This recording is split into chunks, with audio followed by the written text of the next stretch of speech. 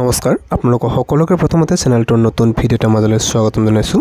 So friends, আজি আপোনালোকৰ সৈতে VFA আগতে প্ৰিভিয়াছ ইয়াৰ কুৱেশ্যনছ কেনেকুৱা আহিছিল তাৰ ওপৰত কিছু আলোচনা কৰিম, কাৰণ বহুতো কেণ্ডিডেটে মোক জনাই আছিলে যে ইয়াতে কেনেকুৱা ধৰণৰ কুৱেশ্যনছ আহে সেই সম্পৰ্কে জনাব লাগে বুলি। সো যিসকল কেণ্ডিডেটে মোৰ ভিডিঅ'বিলাক আগৰ পৰা চাই তেখেতসকলে নিশ্চয়কৈ গম পাব যে ইয়াৰে বাবে মই এবাৰ এক্সাম দিছিলোঁ, মানে লাষ্ট ইয়াৰ যেতিয়া এক্সামটো পাতিছিলে।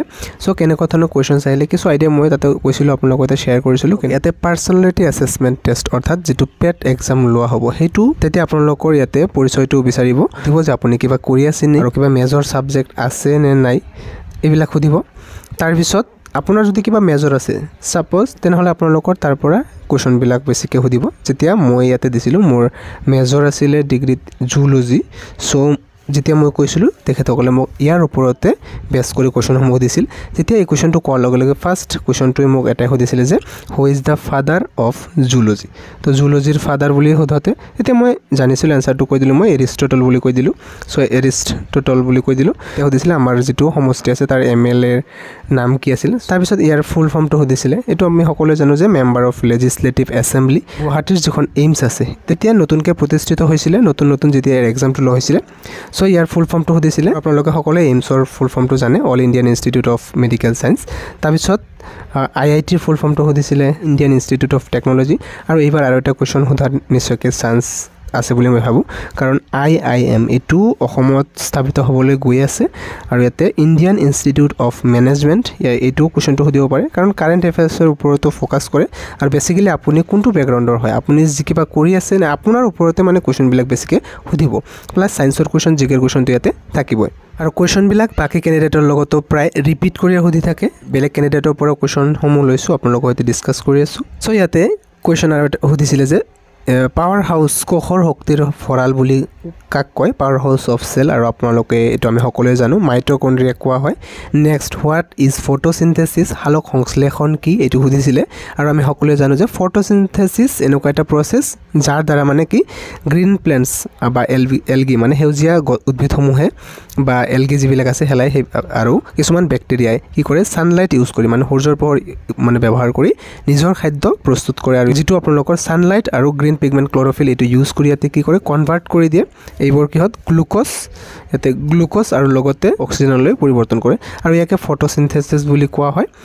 আৰু এইটো দ্বাৰা উদ্ভিদে কি কৰে নিজৰ খাদ্যটো প্ৰস্তুত কৰে। নেক্সট আৰু এটা কুৱেশ্যন সুধিছিলে, গছৰ পাত সেউজীয়া কিয় হয়, কি কাৰণে। চ' আমি জানোৱে ক্ল'ৰফিল নামৰ পদাৰ্থ থাকে বা পত্ৰ হৰিত বুলি যাক কয়, পত্ৰ হৰিত বুলি কয়। চ' ইয়াৰ বাবে গছৰ পাত সেউজীয়া হয়। আৰু ইয়াৰ আৰু এটা কাৰণ আছে, কি কৰে যে ক্ল'ৰফিল নামৰ পদাৰ্থৰ সহায়ত উদ্ভিদে যেতিয়া নিজৰ ছানলাইটটো মানে শোষণ কৰে তেতিয়া কি কৰে ইয়াতে উদ্ভিদে যিটো সাধাৰণতে ব্লু কালাৰ আৰু প্লাছ ইয়াতে ৰেড কালাৰটো মানে কি কৰিব পাৰে এবজৰ্ব কৰিব পাৰে। আৰু লগতে আপোনালোকৰ যিটো এইটো গ্ৰীণ কালাৰ, সেই গ্ৰীণ কালাৰটো কি কৰে এবজৰ্ব নকৰে, এইটো কি কৰে ৰিফ্লেক্ট বা প্ৰতিফলিত কৰি দিয়ে। আৰু সেইবাবে আমাৰ চকুত মানে আমি গছৰ পাতবিলাক কি দেখা পাওঁ সেউজীয়া দেখা পাওঁ। চ' আপোনালোকে কুৱেশ্যনসমূহ যে এনেকুৱাই ক'ব লাগিব এনচাৰসমূহ সেইটো কথা নহয়, আপোনালোকে বেলেগ ধৰণৰ কুৱেশ্যন এনচাৰসমূহ দিব পাৰে, কাৰণ এইবিলাক ব্ৰড কুৱেশ্যন হয়। আপোনালোকে কেনেকৈ বুজায় সেইটো টোটেলি ডিপেণ্ড কৰিব আপোনালোকৰ ওপৰত।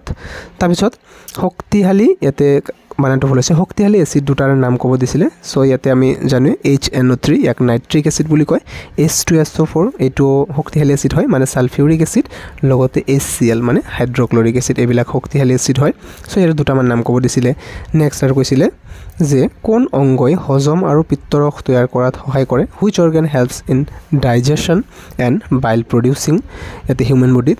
চ' ইয়াতে আমি জানো লিভাৰ বা যকৃত বুলি যাক কোৱা হয়। লিভাৰ বা যকৃতে কি কৰে হিউমেন বডিত বা আমাৰ শৰীৰত হজমৰ লগতে বাইল প্ৰডিউচিং মানে কি পিত্তৰস প্ৰস্তুতকৰণত সহায় কৰে। আৰু পিত্তৰসটো ক'ত জমা হয়তো জানে, গল ব্লাডাৰ বা পিত্তথলীত জমা হৈ থাকে। Next, what is the function of heart, মানে হৃদযন্ত্ৰৰ কাম কি বুলি কৈছিলে। আৰু ইয়াতে function of the heart is to act as pump that circulates blood through the body. ইয়াতে ব্লাড পাম্পিংটো হৈছে মেইন কাম আমাৰ হাৰ্টৰ বা হৃদযন্ত্ৰৰ। ইয়াত pumps oxygenated blood to the body from the lungs. হাৰ্টে ইয়াতে কি কৰে মানুহৰ লাংছৰ পৰা যিবিলাক অক্সিজেনযুক্ত ব্লাড আছে, তেজ আছে, সেইবিলাক কি কৰে গোটেই বডিত লৈ যায়। আৰু লগতে কি কৰে pumps deoxygenated blood to the lungs. আৰু লগতে যিবিলাক অশুদ্ধ তেজ আছে মানে বিশুদ্ধ তেজসমূহ কি কৰে লাংছৰ বা হাওঁফাওঁৰ পৰা গোটেই দেহলৈ কঢ়িয়াই লৈ যায় আৰু যিবিলাক অশুদ্ধ তেজ আছে সেইবিলাক কি কৰে হাওঁফাওঁলৈ বিশুদ্ধ হোৱাৰ বাবে লৈ আনে শৰীৰৰ তেজৰ চলাচলটো মেইনটেইন কৰে বা পৰিচালনা কৰে ৰেগুলেটছ ব্লাড প্ৰেছাৰটো ৰেগুলেট কৰে তাৰপিছত আৰু এটা কুৱেশ্যন ইয়াতে ইম্পৰ্টেণ্ট হয় এইটো যে what is the name of Assam's indigenous cow যে অসমৰ দেশীয় বা যিটো লোকেল সেই গাইজনীৰ নাম কি বুলি কোৱা হয় ইয়াতে চ' এইটো হৈছে লখিমী যিসকলে নাজানে নিশ্চয়কৈ জানি ল'ব বহুতে জানে আশা কৰোঁ আপোনালোকে so' what is the smallest bone of human body and where it's found কৈছে যে মানুহৰ শৰীৰৰ আটাইতকৈ সৰু হাড় যিটো আছে সেই হাড়টোৰ নাম কি আৰু ইয়াতে ক'ত পোৱা যায় চ' এইটো আমি সকলোৱে জানো এইটোৰ নাম হৈছে ষ্টেপিছ বুলি কয় আৰু এইটো ক'ত পোৱা যায় এয়াৰত পোৱা যায় কাণৰ মানুহৰ যিটো মধ্যভাগ মিড এৰিয়া সেই মধ্যভাগত পোৱা যায় তাৰপিছত next which organ is responsible for producing milk ইয়াতে মিল্ক প্ৰস্তুতকৰণত মানে গাখীৰ প্ৰস্তুতকৰণত ইয়াতে কোনটো অংগ ৰেছপনচিবল বুলি কৈছে মেমৰি গ্ল্যাণ্ড স্তন্য গ্ৰন্থি ইয়াতে নেম টু হৰম'নছ ৰিলিজড ইন পেনক্ৰিছ মানে হৈছে অগ্নাশয় আৰু অগ্নাশয়ত নিঃসৰণ হোৱা দুবিধ হৰম'নৰ নাম ক'ব দিছে এইটো হৈছে আমি জানো যে ইনচুলিন আৰু গ্লুকাগন আৰু ইনচুলিন বুলি কোৱাৰ লগে লগে আপোনালোক ইয়াতে কুৱেশ্যনটো সুধিছিলে কি ইনচুলিনটোৱে মানে কাম কি কৰে চ' ইনচুলিনটো আমি জানো যেতিয়া মানুহৰ শৰীৰত চুগাৰ লেভেলটো মানে কি হয় এক্সেছ হৈ যায় মানে বাঢ়ি যায় তেতিয়া ইনচুলিনে কি কৰি দিয়ে কণ্ট্ৰল কৰি আনে কমাই দিয়ে আৰু ঠিক ইয়াতে ইনচুলিনৰ দৰে গ্লুকাগন হৰম'নৰ কামটো ঠিক ওলোটা হয় ইনচুলিনে যেনেকৈ কি কৰে বেছি এক্সেছ চুগাৰ হ'লে ইয়াতে কমাই দিয়াত হেল্প কৰে ঠিক তেনেকৈ কি কৰে গ্লুকাগন হৰম'নে যদিহে চুগাৰ লেভেলটো বডিত কি হৈ যায় অত্যধিক কমি যায় তেতিয়া এই হৰম'নটোৱে কি কৰে ইয়াক